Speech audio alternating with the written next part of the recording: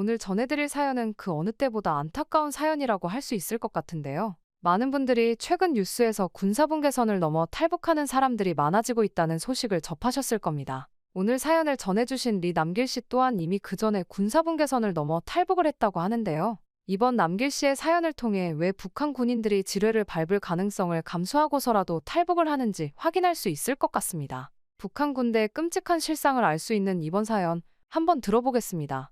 안녕하세요. 저는 남한으로 귀순한 지 1년이 다 되어가는 리 남길이라고 합니다. 뉴스에서 군사분계선을 지나 탈북을 하는 군인들이 많다는 소식을 접하면서 제 옛 생각이 나 이렇게 사연을 적어봅니다. 저는 이미 같은 길을 걸었기에 그들이 어떤 마음으로 탈북을 했을지 너무나도 이해가 가서 말이죠. 저는 북한의 최전방에서 근무를 하던 군인이었습니다. 전역이 멀지 않은 시점에 탈북을 하게 되었죠. 네, 맞습니다. 남한군을 마주하고 있는 최전선, 바로 그곳에서 제가 하루하루를 보냈었죠. 국경을 지키는 것이 우리의 임무지만 때론 저 철책 너머 세상이 궁금해지기도 했습니다. 총만 내려놓으면 저 너머에 자유가 있을지도 모른다는 생각이 대북방송을 들을 때면 가끔 저도 모르게 들기도 했으니까 말이죠. 그러던 어느 날 뜻밖의 소식을 접하게 되었습니다. 2023년 열병식을 위해 전국의 모든 군인들이 소집되어 대규모 훈련을 받게 될 거라는 거였죠. 최전방의 경계병까지 전부 동원될 만큼 그 어느 때보다 성대한 규모로 진행될 예정이라고 했어요. 북한에서의 열병식은 매우 큰 행사입니다. 단순한 군사 퍼레이드를 넘어서서 북한 최고 지도자의 연설이 행해지고는 하는 이로 행사이죠. 그만큼 모두가 날을 세우고 준비하는 행사입니다. 하지만 최전방에서 근무하던 저는 한 번도 투입된 적이 없었죠. 이번에 왜 저희까지 부를까 하는 의문이 들었지만 처음 투입되는 만큼 설렘 반 두려움 반 복잡한 심정으로 훈련에 임하게 되었죠. 사실 조금 궁금하기도 했었고요. 그렇게 무더운 여름 훈련이 시작되었습니다. 구보를 하는데 김일성 광장을 행진하듯 팔과 다리의 각도를 완벽하게 맞춰야 한다고 하더라고요. 관리자는 우리에게 경고했죠. 동작 하나라도 틀리면 즉각 처벌한다. 훈련이 끝날 때까지 최선을 다해라. 순간 숨이 턱 막혔어요.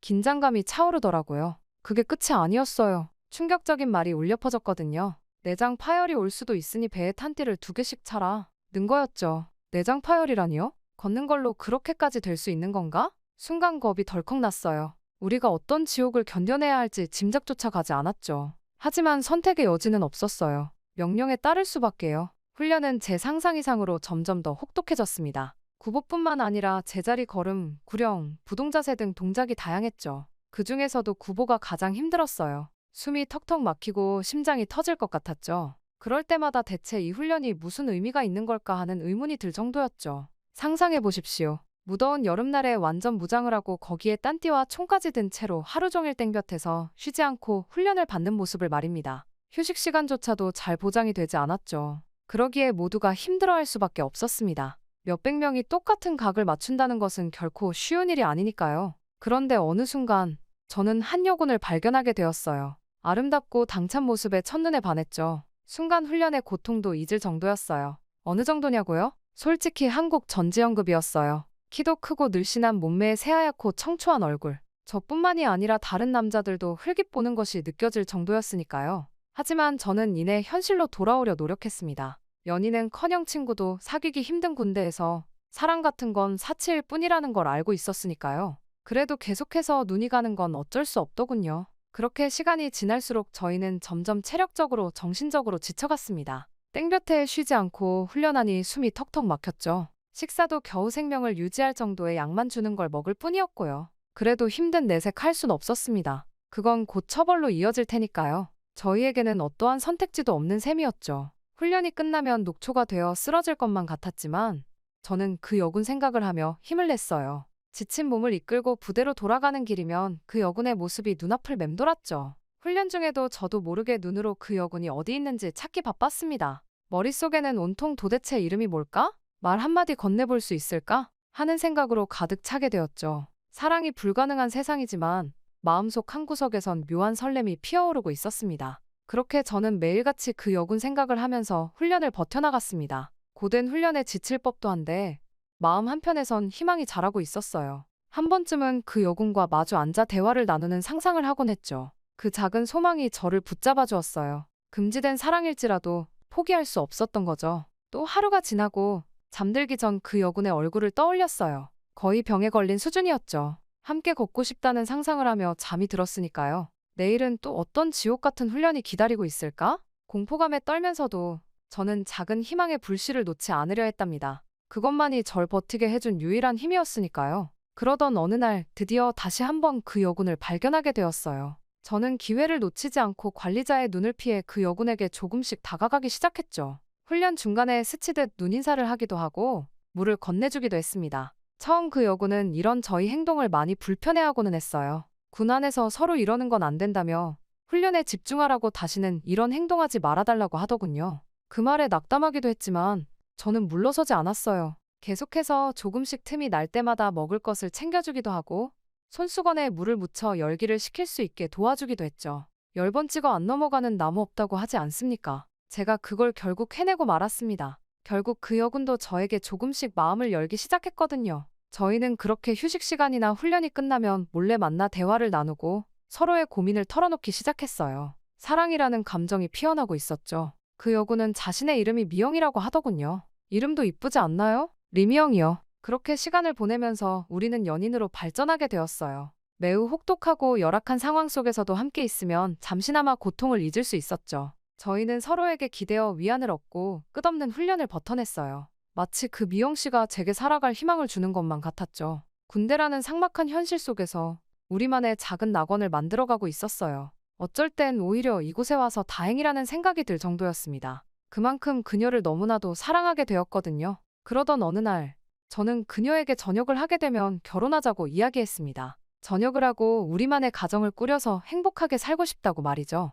미영 씨도 얼굴을 붉히며 좋다고 이야기했어요. 그 순간만큼은 김정은도 부럽지 않더라고요. 마치 제가 세상을 다 얻은 것만 같았으니까요. 집에서 얼마나 기쁨의 소리를 질렀는지 모릅니다. 그렇게 남은 훈련들은 행복한 미래를 꿈꾸며 견뎌냈습니다. 사랑하는 연인과 함께라면 못 이겨낼 고난이 없을 거라 믿었으니까요. 그 약속이 저에겐 살아갈 이유였답니다. 하지만 세상은 우리에게 냉혹했어요. 날이 갈수록 훈련은 가혹해졌죠. 조금이라도 실수하면 구타와 폭언이 쏟아졌어요. 결국 과한 훈련과 열기의 군인들은 하나 둘 쓰러져 갔죠. 그때마다 공포에 휩싸였어요. 가끔 죽어가는 전우들을 지켜봐야 할 때도 있었으니까요. 한편으로는 미영 씨가 잘 버티고 있을지, 힘들지는 않을지 너무나도 걱정이 되었습니다. 훈련이 더욱더 혹독해지면서 만날 때마다 미영 씨의 얼굴이 점점 안 좋아지는 것이 느껴졌었거든요. 하지만 제가 할 수 있는 것은 없었어요. 단지 속으로 미영 씨가 잘 견뎌주길 바랄 뿐이었죠. 그러던 어느 날 결국 제가 걱정했던 일이 일어나고 말았습니다.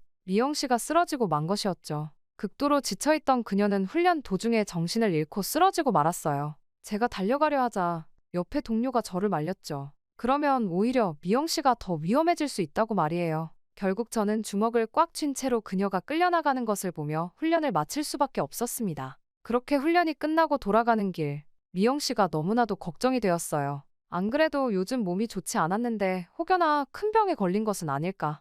회복하기 힘든 수준인 것은 아닐까? 얼마나 아플까 등등의 걱정으로 머리가 터질 것만 같았죠. 하지만 얼른 회복해서 건강한 몸으로 만나기를 바라는 수밖에 없었기에 저는 간절히 속으로 미영 씨가 얼른 나아서 돌아오기만을 간절히 빌었습니다. 하지만 미영 씨가 쓰러지고 난 이후 며칠 동안 미영 씨는 나타나지 않았습니다. 그동안 제 가슴은 타들어가는 것만 같았죠. 정말로 큰일이 난 건가? 설마 죽은 건 아니겠지? 이런 불안감이 계속해서 저에게 엄습해왔지만 저는 그녀가 회복 중일 것이라고 굳게 믿으며 혹독한 훈련을 쓰러지지 않고 버텨나가겠다고 다짐했습니다. 그러던 어느 날 저는 청천벽력 같은 소식을 접하게 되었습니다. 미영 씨가 죽었다는 소식을 듣게 된 것이었죠. 그 불길한 예감은 피해가질 않았던 거예요. 저의 동료 군인의 친한 형이 병원에서 근무를 하고 있는데 이 군인이 그 형에게 병원 상황을 들었다고 해요. 지금 그 병원에 이 열병식 훈련으로 실려오는 군인들이 한두 명이 아니라고 하더군요. 제가 미영 씨를 너무 걱정하는 것을 알고 있던 동료가 슬쩍 미영 씨에 대해서 알아봐달라고 부탁을 했는데 미영 씨는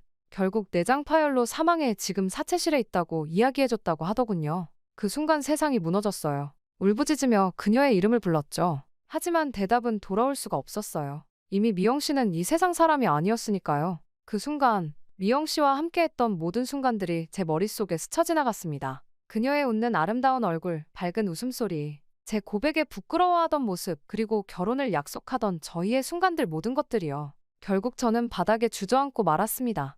관리자들이 다가와 구타를 하며 일어나라고 했지만 저는 눈물을 흘리며 주저앉아 있을 수밖에 없었죠. 저는 한순간에 세상에서 가장 소중한 존재를 잃고 말았어요.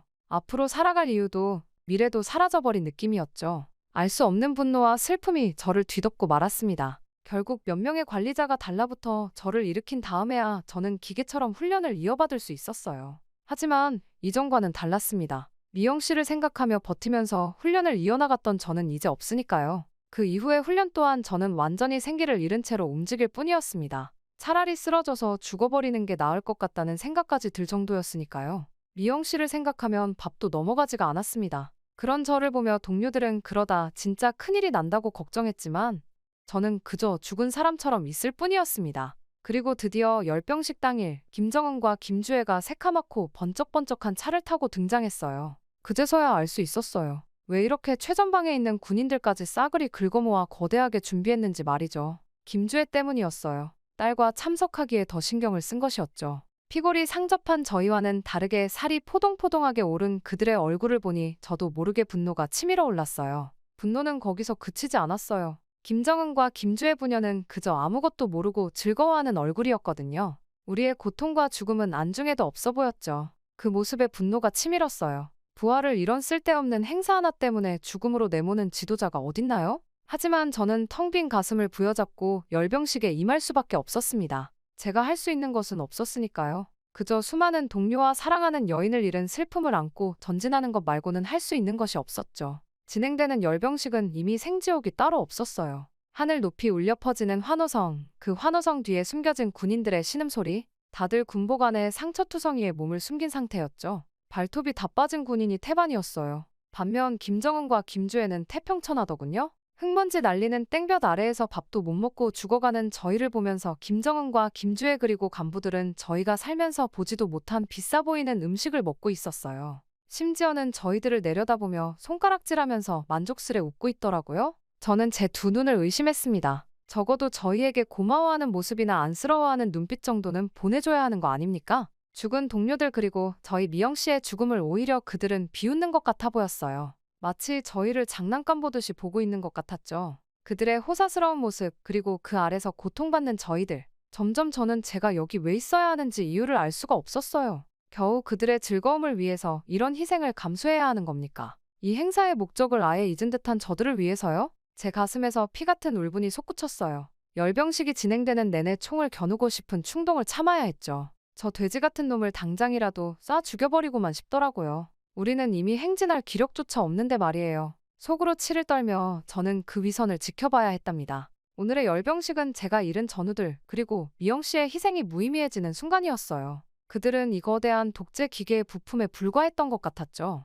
꼭두각시 군인들의 환호성에 귀가 멀 것 같던 찰나 문득 깨달음이 스쳐 지나갔어요. 이곳에서 우리는 절대 자유로울 수 없다는 걸요. 따지고 보면 저 역시 언제 죽을지 모르는 신세였어요. 물론 이제는 죽음도 두렵지 않을 지경이었지만 말이죠. 결국 저 또한 전우들의 뒤를 따를 운명이겠죠. 저는 분노의 눈물을 머금고 행진을 이어갔어요. 구호를 외치는 제 입에선 피맛이 느껴졌답니다. 거의 울부짖는 수준이었죠. 그렇게 저는 곧 무너질 것만 같은 다리를 억지로 움직이며 버텼어요. 마침내 열병식이 끝이 났습니다. 땀과 눈물, 피범벅이 된 채 부대로 돌아왔죠. 그렇게 오랜 기간 수많은 핍박과 혹독한 훈련을 겪은 것이 이런 식으로 끝나다니 허무하더군요. 돌아왔을 땐 이미 텅 빈 영혼만이 남은 기분이었어요. 미영 씨는 죽고 전우들도 사라지고 김일성 동상만이 우릴 내려다보고 있더군요. 우린 그저 체제의 노예일 뿐이라는 걸 깨달았죠. 그리고 그날 밤 익숙한 목소리가 들려왔어요. 대북방송이었죠. 이곳에 있으면서 수도 없이 들었던 방송인데도 불구하고 오늘은 더욱 더 선명히 들리는 기분이더군요. 분명 자유를 외치는 메시지였어요. 그 순간 저는 확신이 들었습니다. 탈출하지 않고는 살 길이 없다는 거려. 두려웠지만 떨리는 손으로 준비를 시작했어요. 죽음을 각오한 결심이었죠. 사격당하든 지뢰밭에서 죽든 상관없었어요. 이곳에서 살다 죽는 것보다야 차라리 그게 더 나을 것 같았으니까요. 살아서 이 지옥을 벗어나는 것, 그게 그 당시 저에게는 유일한 희망이었습니다. 남은 삶을 저 혼자 살아가는 게 두려웠지만 사랑하는 이들과의 추억을 가슴에 품고 저는 떠나기로 했죠. 자유를 향한 여정이 시작되는 순간이었어요. 저는 곧바로 홀린 듯이 탈출 계획을 세웠어요. 시시각각 변하는 경비병들의 위치를 눈여겨봤죠. 운이 좋으면 교대의 시간에 빠져나갈 수 있을 것 같았어요. 그렇게 며칠을 꼬박 새며 계획을 다듬었죠. 떨리는 손으로 짐을 꾸렸어요. 가족들 생각에 마음이 아려왔지만 돌이킬 수 없었어요. 사랑하는 여군도 희생된 전우들도 절 붙잡을 순 없었으니까요. 저 역시 그들처럼 죽을 순 없었어요. 살아남아 진실을 알려야 했죠.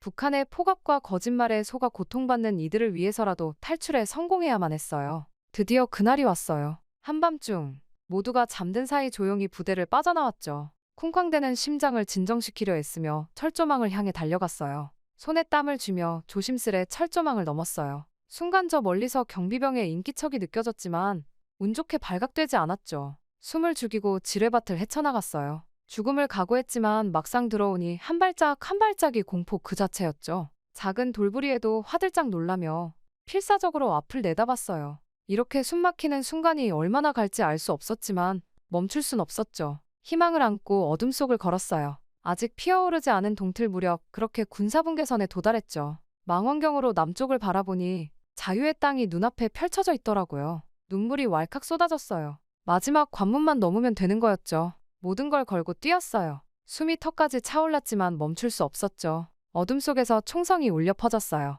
놀라 뒤를 돌아보니 경비병들이 절 향해 달려오고 있었어요. 필사적으로 달렸죠. 포기할 순 없었어요. 자유가 눈앞에 있었으니까요. 그렇게 겨우 남한 땅에 발을 디뎠어요. 너무 기쁜 나머지 그대로 주저앉아 울음을 터뜨렸죠. 살아있다는 사실이 믿기지 않았어요. 하지만 그때 남한 군인들이 총을 겨누며 다가오는 게 아니겠어요? 너무 당황한 나머지 저는 귀순자입니다. 쏘지 마십시오. 라고 소리를 질렀죠. 탈북에 성공한 건 기적이나 다름없었어요. 가슴이 터질 듯 뛰었지만 한편으론 이루 말할 수 없는 안도감이 밀려왔죠. 짧다면 짧은 시간이었지만 제게는 어떤 때보다도 긴 시간처럼 느껴졌어요. 무사히 자유의 땅에 도착했다는 게 실감나지 않았어요. 떨리는 다리로 일어서서 두 손을 번쩍 들었죠. 이제 진정 제 삶을 살 수 있게 된 거였으니까요. 뒤돌아보니 지옥 같던 북한이 저 멀리 보이더라고요. 눈물을 머금고 그 땅을 응시했어요. 내가 해냈구나. 저 지옥 같은 곳을 벗어난 것이 꿈이 아니구나. 몇 시간 전만 해도 저곳에 내가 있었는데 지금은 나만에 있다니 믿기지가 않았습니다.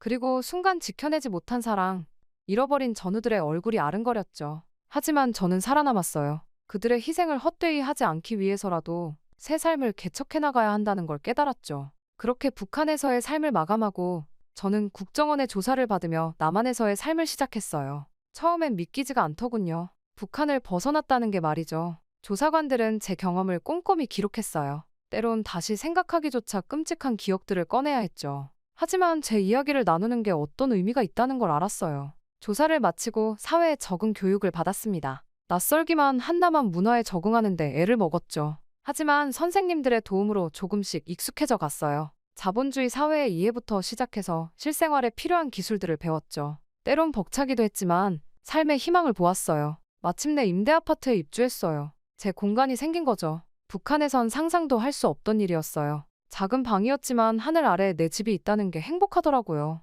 창밖으로 펼쳐진 자유로운 세상을 바라보며 새 삶에 대한 기대에 부풀었죠. 하지만 북한에서의 상처는 깊었습니다. 밤마다 악몽에 시달렸죠. 잃어버린 전우들과 사랑하는 미영 씨의 모습이 떠올라 가슴이 미어졌어요. 걸어가는 연인이나 가족들을 보고 있노라면 미영 씨와 약속하고 그려왔던 저희의 모습 같아서 눈물이 나기도 했죠. 함께 왔다면 우리는 얼마나 행복했을까요? 그렇게 저는 자주 살아남은 자의 죄책감에 괴로워하곤 했습니다. 때론 눈물 없인 하루도 버티기 힘든 날이 있었어요. 그럴 때면 하늘을 바라봅니다. 그리고 못다한 이들의 삶까지 살아내야 한다고 다짐해요. 제겐 치유의 시간이 필요했던 것 같습니다. 트라우마 상담도 받고 동료 탈북민들과 이야기도 나누면서 마음의 평화를 되찾아갔죠. 비록 상처는 남았지만 앞으로 나아갈 힘을 얻었어요. 북한에서의 기억을 잊을 순 없었지만 새로운 추억을 만들어가기 시작했죠. 좋은 사람들도 만나고 재미난 경험도 쌓으면서요. 남한 사회에 녹아들어가는 게 쉽진 않았지만 포기하지 않았어요.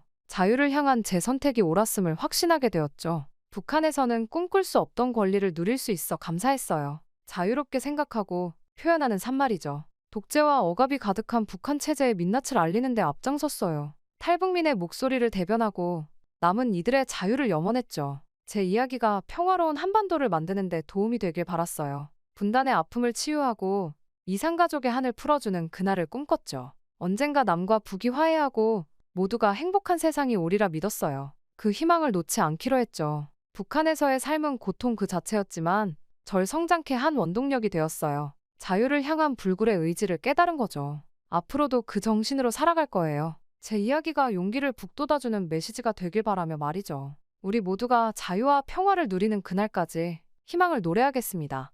안녕하세요. 자랑스러운 6.25 참전용사의 후손, 평양뉴스 아나운서 김지은입니다. 최근 북한의 최고위층 탈북이 연이어 일어나며 김정은의 분노가 극에 달했다고 하죠? 오늘은 왜 이렇게 고위급 탈북이 이어지는지 북한의 실상을 정확히 알 수 있는 사연입니다. 아무래도 김주애 관련 문제가 큰 것 같은데요. 많은 분들이 궁금해하실 오늘의 사연 바로 시작하겠습니다. 안녕하세요. 저는 최현우입니다. 1년 전까지만 해도 북한 노동당 조직지도부 제1부부장으로 일했던 김정은의 최측근 중 한 명이었죠. 하지만 지금은 대한민국에서 새로운 삶을 시작하고 있어요. 제가 이렇게 탈북하게 될 줄은 정말 몰랐습니다. 5년 전 저는 39살의 나이로 조직지도부 제1부부장이라는 중책을 맡게 됐어요. 당시 저는 정말 기뻤습니다. 당에 대한 제 충성심이 인정받았고 또 이로 인해 우리 가족의 삶이 나아질 거라고 생각했거든요. 하지만 그건 착각이었죠. 고위직에 오른 이후 저는 제대로 잠을 잃어본 적이 없습니다. 북한 체제의 실상을 더 가까이에서 보았기 때문인데요. 지금도 이가 갈리는 게 있습니다. 바로 김정은 일가의 사치스러운 생활이었는데요. 한 번은 김정은의 생일 파티에 참석한 적이 있는데 그곳에서 본 광경은 정말 믿기 힘들 정도였습니다. 수백만 달러어치의 명품들, 해외에서 공수해온 진귀한 음식들, 그 모든 것이 한자리에 모여 있었죠. 파티장 한쪽에서는 기쁨조들이 야한 옷을 입고 공연을 하고 있었고 다른 쪽에서는 최고급 샴페인이 물처럼 흐르고 있었습니다. 그런데 그 화려한 모습 뒤로 보이는 경호원들의 굳은 표정과 긴장된 분위기가 너무나 대조적이었어요. 그들의 눈빛에서 피로와 공포를 읽을 수 있었죠. 김정은의 변덕스러운 성격 때문에 언제 어떤 일이 벌어질지 모르는 상황에서 그들은 늘 긴장 상태를 유지해야 했으니까요. 그날 밤 집에 돌아와 아내와 아들을 보며 생각했습니다.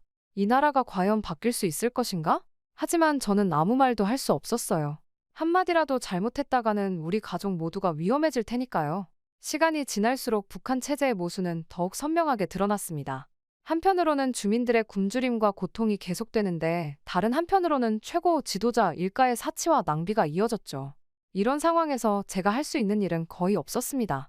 그저 눈을 감고 귀를 막은 채 주어진 일만 할 뿐이었어요. 그러던 어느 날 김주애에 대한 소문을 듣게 됐습니다. 나만 아이돌 문화에 빠져 있다는 거였어요. 처음엔 믿기지 않았죠.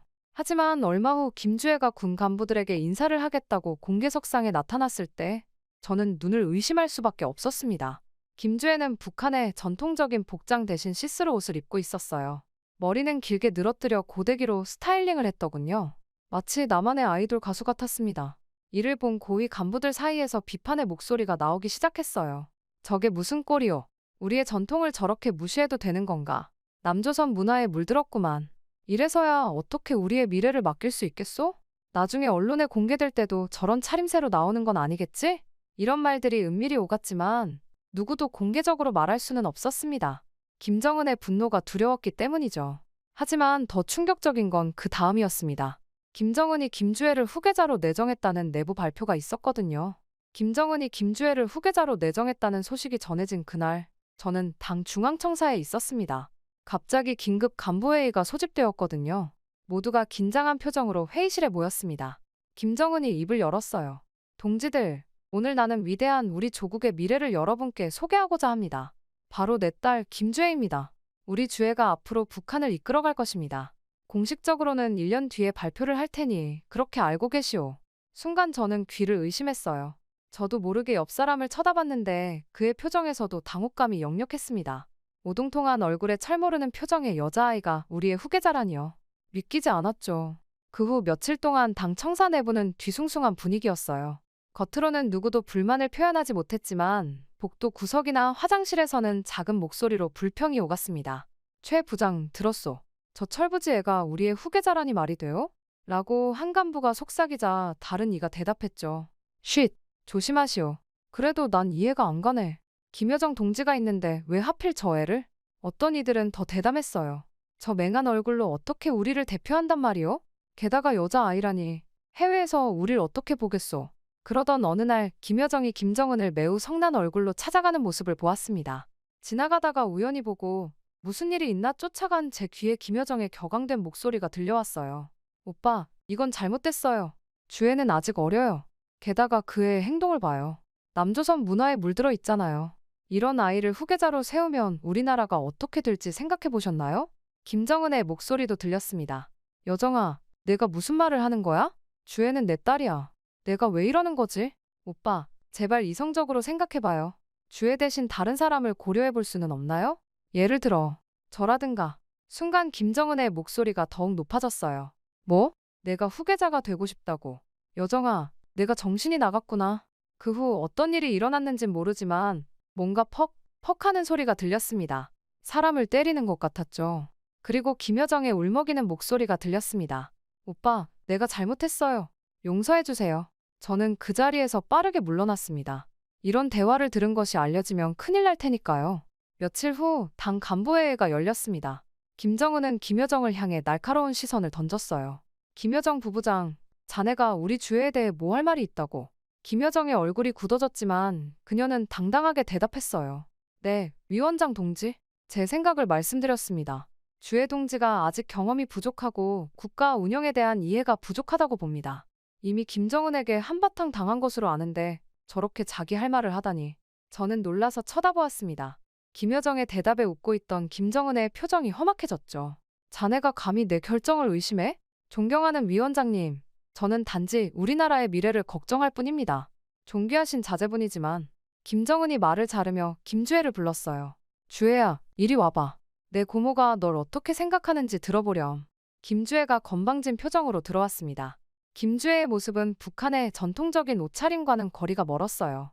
몸에 딱 달라붙는 검은색 상의에 짧은 치마를 입고 있었고 머리는 고데기로 굵은 웨이브를 만들어 늘어뜨렸더군요. 손톱에는 반짝거리는 매니큐어가 선명하게 발라져 있었죠. 뭐야, 또 고모가 나 욕했어? 그녀가 입술을 삐죽거리며 말했습니다. 김정은은 잠시 당황한 기색을 보였지만 이내 무시하는 듯한 표정을 지었습니다. 김여정의 얼굴은 굳어졌고 방 안의 다른 간부들은 놀란 듯 김주애를 바라보고 있었죠. 김여정은 한숨을 쉬며 말했어요. 고모는 내가 아직 배울 게 많다고 생각해. 존귀한 혈통을 타고난 만큼 우리의 전통을 존중하고 인민들을 사랑하는 마음을 가져야.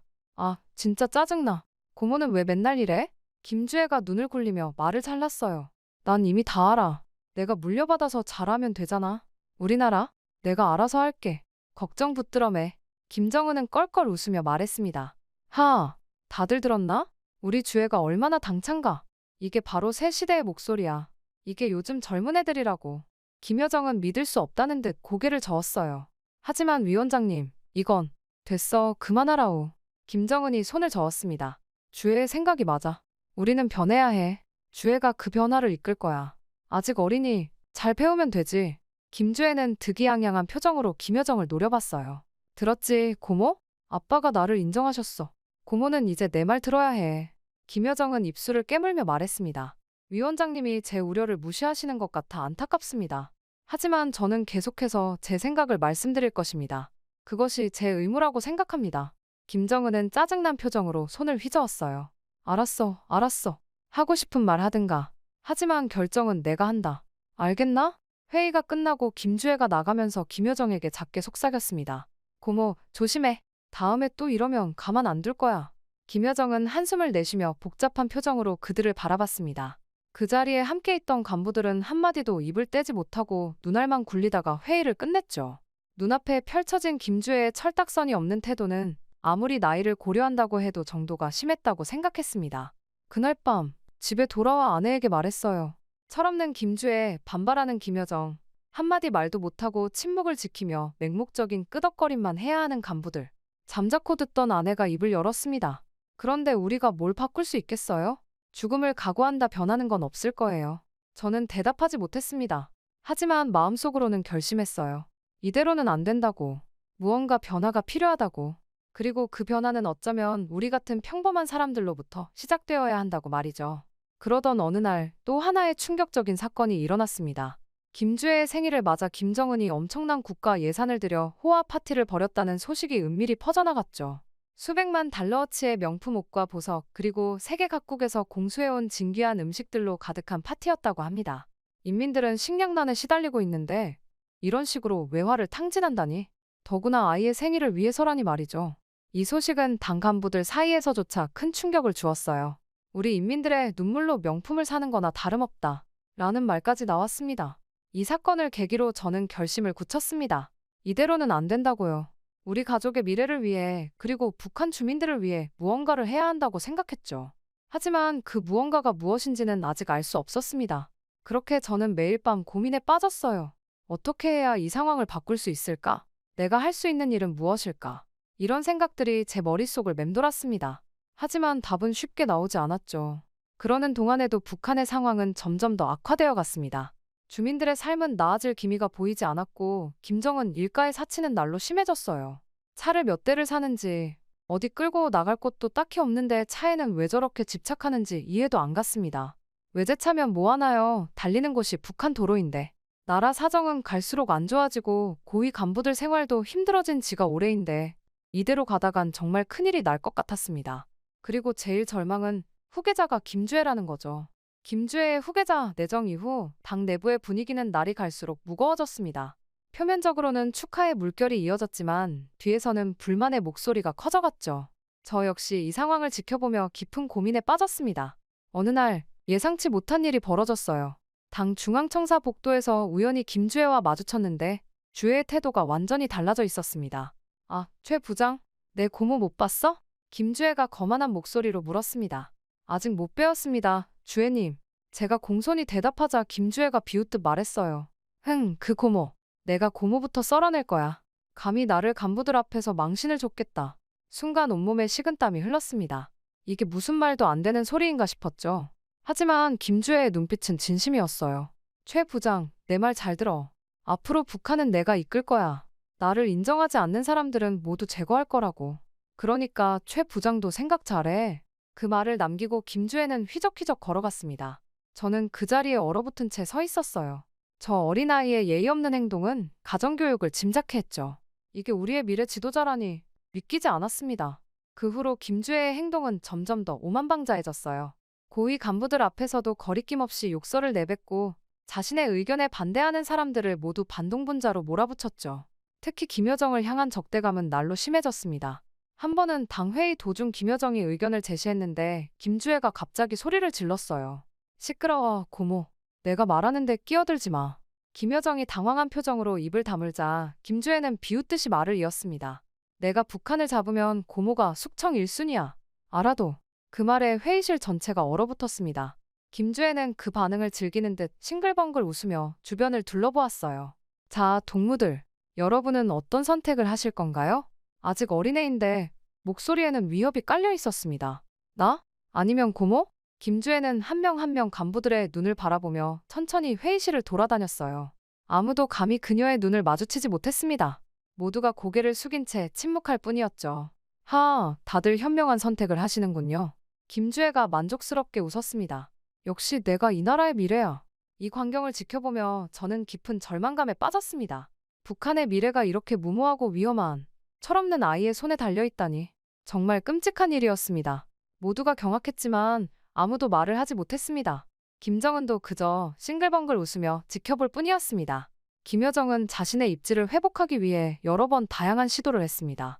한 번은 북한의 경제 정책에 대한 새로운 제안을 내놓았고 또 한 번은 남한과의 관계 개선을 위한 방안을 제시했죠. 하지만 모두 김정은도 아니고 김주애 선에서 싹 무시되고 말았어요. 고모, 좀 쉽게 설명해봐. 모르겠어. 이런 상황을 지켜보며 저는 점점 더 절망감에 빠져갔습니다. 김주애의 행동은 단순한 변덕을 넘어 북한의 미래 자체를 위협하고 있었어요. 하지만 제가 할 수 있는 일은 아무것도 없었죠. 어느 날 밤 집에 돌아와 아내에게 말했습니다. 여보, 난 더 이상 못 참겠어. 이대로 가다간 우리나라가 망할 거야. 아내는 걱정스러운 눈빛으로 저를 바라봤어요. 당신, 설마. 아니, 아직은 아니야. 하지만 뭔가는 해야 해. 이대로 가만히 있을 순 없어. 그때 우리 아들이 방에서 나왔습니다. 아빠, 무슨 일 있어요? 아들을 바라보며 마음이 무거워졌어요. 이 아이의 미래를 위해서라도 무언가를 해야 한다는 생각이 들었습니다. 저는 몰라도 아들을 이런 땅에서 키울 순 없었습니다. 한편 김주애는 점점 더 강력한 후계자로 내세워지고 있었어요. 당 기관지인 노동신문은 연일 김주애를 찬양하는 기사를 실었고 TV에서는 그녀의 위대한 천재성을 소개하는 프로그램이 방영됐죠. 우리의 존귀하신 자제분은 어린 나이에도 불구하고 탁월한 지도력을 보여주고 계십니다. 백두혈통의 지도 아래 우리 조국은 더욱 강성해질 것입니다. 이런 선전을 들을 때마다 속이 뒤틀렸습니다. 실제 모습을 알고 있는 저로서는 이 모든 게 거짓말처럼 느껴졌거든요. TV에서는 김주혜 동지는 천재적인 지도력을 보여주고 계십니다. 라며 떠들어댔지만 제가 본 김주혜는 그저 멍하고 멍청한 아이일 뿐이었어요. 한 번은 김주혜가 핵시설을 방문한 적이 있었는데 그날의 기억이 생생합니다. 과학자들이 열심히 설명을 해도 그녀는 그저 멍한 표정으로 듣기만 했죠. 가끔 고개를 끄덕이긴 했지만 그 눈빛은 완전히 텅 비어 있었어요. 그날 저녁 뉴스에서는 어린 나이임에도 불구하고 존귀하신 자제분께서는 핵기술에 대해 놀라운 이해를 보여주셨다. 곧 떠들어댔죠. 하지만 실제로 그날 김주혜는 아무것도 알아듣지 못했습니다. 돌아오는 차 안에서 이런 데를 왜 오게 한 거야? 따분해 죽는 줄 알았네. 라며 하품만 연신했다는 이야기가 간부들 안에서 파다했어요. 더 충격적인 건 가장 기본적인 것들도 제대로 이해하지 못한다는 거였어요. 한 번은 경제 보고서를 설명하는 자리였는데 김주혜는 가장 간단한 그래프도 읽지 못했습니다. 이게 뭐예요? 왜 선이 올라갔다 내려갔다 해요? 라고 물어보는 걸 듣고 저는 그만 실소를 참을 수 없었죠. 이런 모습을 보면서 북한의 미래가 정말 걱정됐습니다. 이런 사람이 나라를 이끌게 된다니 생각만 해도 아찔했어요. 그러던 어느 날 북한 정권 수립 기념일을 맞아 대규모 국가 행사가 열렸는데 김주혜도 참석을 했습니다. 배가 나와서 코트가 터질 듯한 모습을 보며 살이라도 빼야 인민들의 반감을 안 살 텐데 저 배며 볼때기를 어쩌면 좋나 하며 씁쓸하게 웃고 있었죠. 행사장 주석단에는 김정은과 함께 김주혜가 앉아 있었습니다. 웬일로 좀 차분하게 있나 했는데 얼마 지나지 않아 금방 행동에 미천이 드러났습니다. 그 태도는 행사의 엄숙함과는 거리가 멀었죠. 아이고, 지금 저게 무슨 태도지? 한 동료가 저에게 속삭였어요. 저렇게 국가 행사에서? 김주혜는 지루한 듯 하품을 하고 심지어 김정은의 볼을 손가락으로 찌르기까지 했습니다.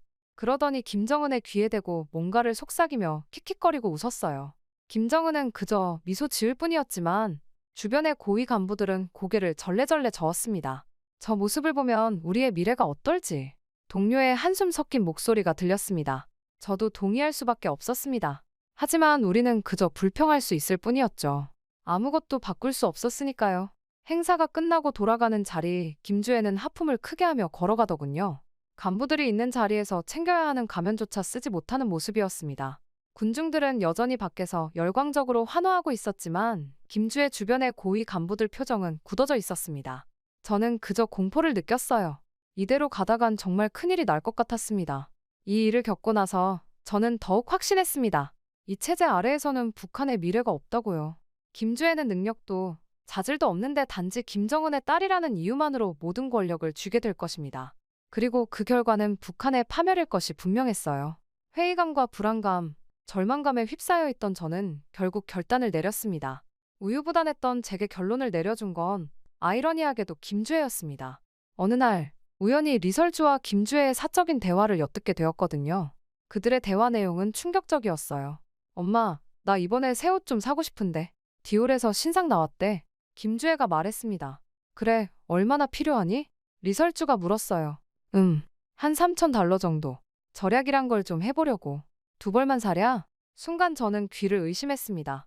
3,000달러라니 북한 주민 모두가 주머니를 털어도 안 될 돈일 텐데요. 알았어, 내일 준비해줄게. 리설주는 아무렇지 않게 대답했습니다. 충격에 휩싸여 걸어가고 있는데 건물 밖에서 대기하고 있던 경호원들이 아주 작게 뭔가를 불평하고 있더군요.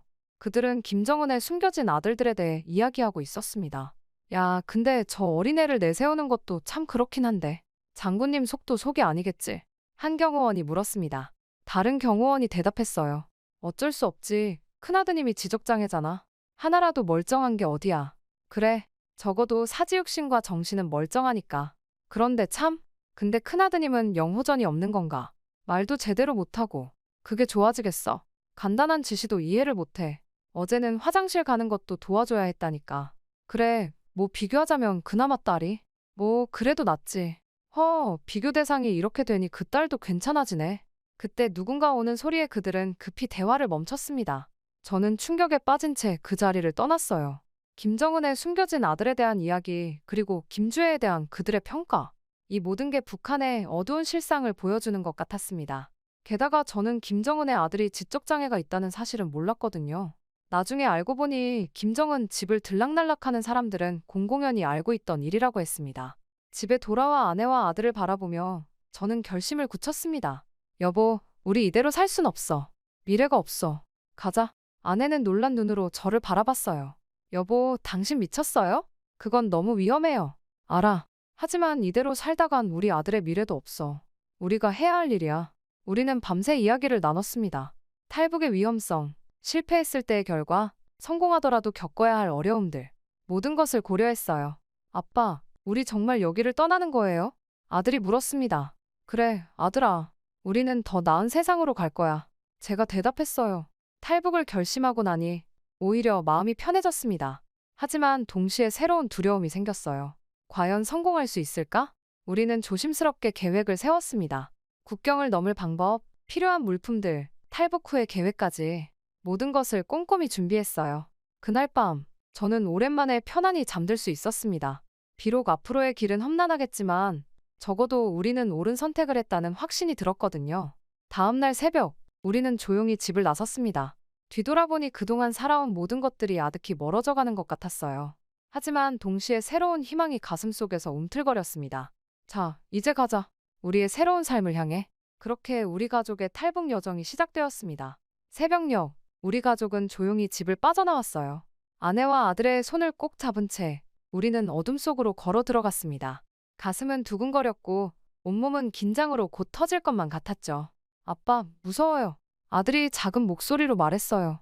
걱정 마, 아들아. 우리는 반드시 해낼 거야. 제가 대답했습니다. 우리는 미리 준비해둔 경로를 따라 국경으로 향했어요. 매 순간이 위험의 연속이었습니다. 제 지위를 이용했기에 국경으로 가는 길은 그다지 어렵지 않았습니다. 문제는 강을 건너는 것이었죠. 드디어 두만강에 도착했을 때 저는 깊은 숨을 들이쉬었습니다. 자, 이제 마지막이야. 저 강만 건너면 돼. 우리는 어둠을 틈타 강을 건넜어요. 물은 차가웠고 물살도 거셌습니다. 아들이 덜덜 떨며 울음을 참는 모습에 가슴이 아팠어요. 조금만 참아, 우리 아들. 곧 자유의 땅이야. 1시간여의 사투 끝에 우리는 간신히 중국 땅을 밟았습니다. 하지만 이것은 시작에 불과했죠. 중국에서의 도피 생활은 끔찍했어요. 매 순간이 공포의 연속이었습니다. 경찰의 단속을 피해 도망치고 때로는 좁은 트럭 짐칸에 숨어 이동하기도 했죠. 아빠, 우리 언제 편하게 살 수 있어요? 아들의 질문에 대답을 못했습니다. 저 역시 알 수 없었으니까요. 한 달여의 도피 끝에 우리는 라오스에 도착했어요. 그곳에서 또 다른 브로커를 만났죠. 여기서 태국으로 갑니다. 그곳에 도착하면 안전할 겁니다. 라오스에서 태국으로 가는 길은 정글을 통과해야 했어요. 뱀과 독충들의 위험, 그리고 끝없는 습기와의 싸움이었죠. 여보, 더는 못 걷겠어요. 아내가 쓰러질 듯 말했습니다. 저는 그녀를 등에 업고 걸었어요. 아들의 손을 잡은 채로 조금만 더 힘을 내. 우리는 반드시 살아남을 거야. 마침내 태국에 도착했을 때 우리는 모두 울음을 터뜨렸습니다. 자유의 땅을 밟았다는 안도감, 그리고 지난 고통의 시간들이 한꺼번에 밀려왔죠. 태국의 난민 캠프에서 2개월을 보냈어요. 그리고 드디어 한국행 비행기에 올랐습니다. 인천공항에 도착했을 때 저는 무릎을 꿇고 한국 땅에 입을 맞췄어요. 우리 정말 해냈어요. 아내가 눈물을 흘리며 말했습니다. 아들은 처음으로 환하게 웃었어요. 이후 국정원의 조사를 받았습니다. 모든 것을 솔직하게 털어놓았어요. 김주혜의 실체, 북한의 실상, 그리고 우리가 겪은 모든 일들을. 최 선생님, 정말 큰 고초를 겪으셨군요. 국정원 직원이 말했어요. 네, 하지만 이제는 자유롭잖아요. 그걸로 충분해요. 하지만 제 마음은 편치 않았습니다. 북에 남겨진 사람들 생각에 가슴이 아팠어요. 그들도 이런 자유를 누릴 수 있다면 얼마나 좋을까? 제가 할 수 있는 일이 있을까요? 제가 물었습니다. 네, 많습니다. 선생님의 증언이 매우 중요해요. 특히 김주혜에 대한 정보는 귀중하죠. 그 말을 듣고 저는 결심했어요. 북한의 진실을 세상에 알려야겠다고. 김주혜를 중심으로 한권력 투쟁, 4대 세습의 위험성, 그리고 주민들의 고통, 이 모든 것을 증언하기로 했습니다. 저는 증언하겠습니다. 북한 주민들을 위해, 그리고 통일된 미래를 위해 새로운 삶이 시작됐어요. 처음에는 모든 것이 낯설고 어려웠죠. 하지만 우리 가족은 서로를 의지하며 하루하루를 이겨냈습니다. 아들은 학교에 다니기 시작했고 아내는 남한 생활을 하나씩 배우며 적응해 가는 중입니다. 저는 여러 단체에서 강연을 하며 북한의 실상을 알리는 일을 시작하려고 해요. 물론 쉽지 않은 길이에요. 아직 대한민국이 익숙하지 않아 때로는 위협을 받는 착각을 하기도 하고 과거의 악몽에 시달리기도 합니다. 하지만 저는 멈추지 않을 겁니다. 이제 우리 가족은 새로운 꿈을 꾸고 있어요. 자유롭게 살아가는 꿈, 그리고 언젠가는 통일된 조국에서 모든 이들과 함께 살아가는 꿈을. 저는 매일 아침 창밖으로 보이는 서울의 풍경을 바라보며 다짐합니다. 북한의 진실을 알리고 변화를 이끌어내는 데 기여하겠다고. 그것이 제가 이 자유를 누리는 대가라고 생각해요. 우리의 탈북 여정은 끝났지만 진정한 여정은 이제 시작이라고 생각합니다. 자유와 인권, 그리고 평화로운 통일을 향한 여정이죠. 그 길이 멀고 험난하더라도 저는 포기하지 않을 것입니다. 제가 그려나갈 미래를 많이 응원해 주시면 감사하겠습니다. 북한 고위급 탈북이 연이어 일어나고 있는 사건의 중심에 김주애가 있다는 사실을 알게 되었는데요. 김주애를 계속 후계자로 내세울 것인지 궁금해지는 시점입니다. 오늘도 이렇게 보내주신 사연을 통해 대한민국의 자유와 평화의 감사를 느낄 수 있었던 시간이었습니다. 내일도 좋은 사연으로 찾아오겠습니다. 모두 기분 좋은 하루 보내세요.